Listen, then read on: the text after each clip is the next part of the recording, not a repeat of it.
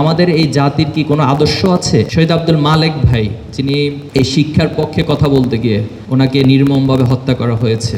শিক্ষার্থী থেকে শুরু করে অভিভাবক, তাদের ভিতর এক ধরনের পঞ্জীবিত ক্ষোভ জন্ম নিয়েছিল এবং এই ক্ষোভগুলোই একটা পর্যায়ে এসে 2024-এর বই প্রকাশ হয়েছে। 2024 মূলত দীর্ঘদিনের এই ক্ষোভের বহিঃপ্রকাশ বা একটি ইতিহাসের ধারা আমরা বলতে পারি। তো সে জায়গায় আমাদের জন্য জুলাইয়ের আকাঙ্ক্ষা হচ্ছে কি? জুলাইয়ের আকাঙ্ক্ষা হচ্ছে এখানে একটি একক সম্মিলিত শিক্ষা ব্যবস্থা প্রণয়ন হবে এবং যেখানে সকলের জন্য সমান সুযোগ সুবিধা থাকবে, নাগরিকদেরকে বর্ণ বৈষম্য করা হবে না, তাদেরকে ধর্মের ভিত্তিতে আলাদা করা হবে না, বরং সকলেই একটি কনক্রিট জায়গায় পৌঁছাবে। একটি আশঙ্কার কথা উল্লেখ করি আমি, সেটা হচ্ছে আমাদের দুর্ভাগ্য যে আজকে দিনে এসে যদি আমরা এই প্রশ্ন উত্থাপন করি যে আমাদের এই জাতির কি কোনো আদর্শ আছে, একক কোনো আদর্শ, কনক্রিট কোনো আদর্শ আছে, তাহলে আমার মনে হয় না কেউ এক বাক্যে এটার কোনো উত্তর দিতে পারবে।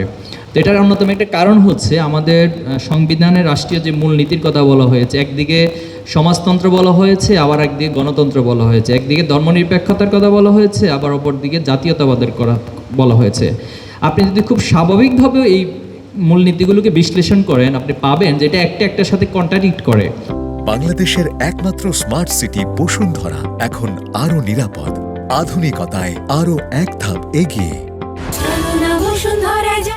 একটা রাষ্ট্রের যখন মূলনীতিগুলো নির্ধারণ হবে যেটা একটার সাথে কন্ট্রাডিক্ট করে, একটা বিরুদ্ধে অবস্থান করে, তখন সেখানে ঐক্যবদ্ধ চিন্তা, ঐক্যবদ্ধ জাতি অথবা একটি জাতীয় আদর্শ কিভাবে করে প্রচলন করা সম্ভব। তো আমরা এই জায়গাটাতে সবচেয়ে বড় দুর্ভাগ্য আমাদের, এবং এই কারণে আমাদের শিক্ষানীতিগুলো, শিক্ষা ব্যবস্থাটা আমাদেরকে জাতীয় ঐক্যের ভিত্তিতে অথবা সম্মিলিতভাবে কোনো জায়গায় পৌঁছায় না। তো আমরা জুলাইয়ের আকাঙ্ক্ষাকে লালন করে আমরা মনে করি যে এই ধারাগুলোর পরিবর্তন হবে।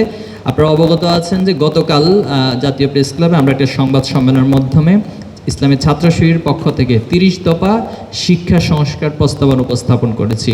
সেখানে শিক্ষা কমিশন গঠন থেকে শুরু করে শিক্ষার ইনস অ্যান্ড আউট সবগুলো বিষয়, প্রাথমিক যে বিষয়গুলো প্রয়োজন, আমরা অনেক গবেষণা করে এই বিষয়গুলো উপস্থাপন করেছি এবং আপনাদের মাধ্যমে আমরা সরকার সহ সংশ্লিষ্ট যারা কর্তৃপক্ষ রয়েছেন সকলের কাছে অনুরোধ করব ছাত্র শিবিরের প্রস্তাবনাগুলোকে আপনারা আমলে নেবেন এবং এই প্রস্তাবনার আলোকে বেসড করে আগামী দিনে জুলাইয়ের যে আকাঙ্ক্ষা, জুলাইয়ের আকাঙ্ক্ষিত সেই শিক্ষা ব্যবস্থা প্রণয়ন হবে ইনশাআল্লাহ। আমরা আজকে একটি বিশেষ দিনে এখানে উপনীত হয়েছি। আপনারা ইতিমধ্যে বক্তাদের এবং আমার আগে যারা আলোচনা করেছেন ওনারাও বিষয়গুলো বলেছেন। শহীদ আব্দুল মালেক ভাই, যিনি এই শিক্ষার পক্ষে কথা বলতে গিয়ে, কমন সেটস অফ ভ্যালুসের কথা বলতে গিয়ে ওনাকে নির্মমভাবে হত্যা করা হয়েছে। এবং এখানে আপনারা জানেন যে 1969 সালে যে এয়ার মার্শাল নূর খানের যে কমিশন, তিনি যে প্রস্তাবনা দিয়েছিলেন, তার আগে শহীদ আব্দুল মালেক সহ 10 সদস্যের একটি প্রতিনিধি দল মূলত এয়ার মার্শাল নূর খানের সাথে দেখা করে শিক্ষা ব্যবস্থার রূপরেখা এবং ওনাদের প্রস্তাবনাগুলো উপস্থাপন করেছে এবং তারই প্রেক্ষিতে একটি কমিশন গঠন করা হয় এবং কমিশনের পক্ষ থেকে প্রস্তাবনা দেওয়া হয়।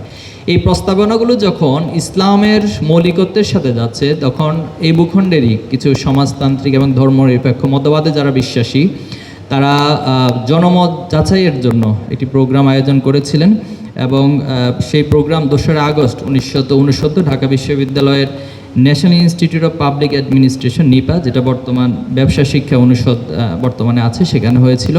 সেখানে শহীদ আব্দুল মালেক ভাই খুব অল্প সময়ের মাধ্যমে ওনার যে মেধা যোগ্যতা এর মধ্য দিয়ে তিনি বক্তব্য উপস্থাপন করেছেন এবং তার বক্তব্যের পরে সেখানে উপস্থিত অধিকাংশই সেই কমিশন এবং সেই প্রস্তাবনাগুলোর সাথে একমত পোষণ করেছে। কিন্তু এখানে দুর্ভাগ্য হচ্ছে তারপরে এই জনমতকে আবার বুলণ্ঠিত করার জন্য অথবা জনমতকে ভিন্ন দিকে অতিবাহিত করার জন্য, ভিন্ন দিকে ডাইভার্ট করার জন্য 1969-এর 12ই আগস্ট আজকে যেখানে আমরা বসে আছি ঠিক এখানেই টিএসসিতে একটা আলোচনা আয়োজন করা হয় এবং সেখানে যখন শহীদ আব্দুল মালেক ভাই এসেছিলেন আলোচনা করার জন্য, ওনাকে আলোচনা করতে দেওয়া হয়নি এবং ওনাকে ওনার মত প্রকাশ করতে দেওয়া হয়নি এবং সেখানে একটা ক্যাওস তৈরি করা হয়, একটি সাংঘর্ষিক পরিস্থিতি তৈরি করা হয়। কিন্তু আব্দুল মালেক ভাই খুব ঠান্ডা মাথায় সেই পরিস্থিতিকে তিনি নিয়ন্ত্রণ করেছেন এবং সবাইকে পাঠিয়ে দিয়ে তিনি যখন যাচ্ছিলেন এই সোহরাওয়ার্দী উদ্যানের পাশেই ওনাকে নির্মমভাবে আঘাত করা হয় এবং ওনাকে ইট দিয়ে মাথাগুলো থেতলে দেওয়া হয়।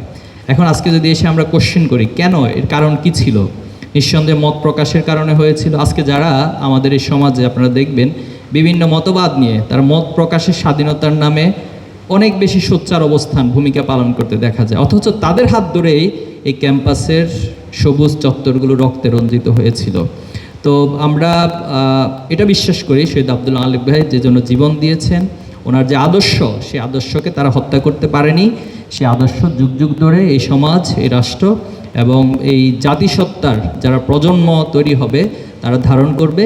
এবং শহীদ আব্দুল মালেক ভাইয়ের যে স্বপ্ন, সত্যিকার অর্থে একটি নৈতিক শিক্ষা ব্যবস্থা প্রণয়ন, আমরা বিশ্বাস করি অদূর ভবিষ্যতে বাংলাদেশ জুলাইয়ের আকাঙ্ক্ষাকে এবং শহীদ আব্দুল মালেক ভাইয়ের যে আদর্শ সেটাকে ধারণ করে ইনশাআল্লাহ একটি সুন্দর এবং সবার জন্য গ্রহণযোগ্য, নৈতিক মানসম্পন্ন আধুনিক শিক্ষা ব্যবস্থা প্রণয়ন হবে।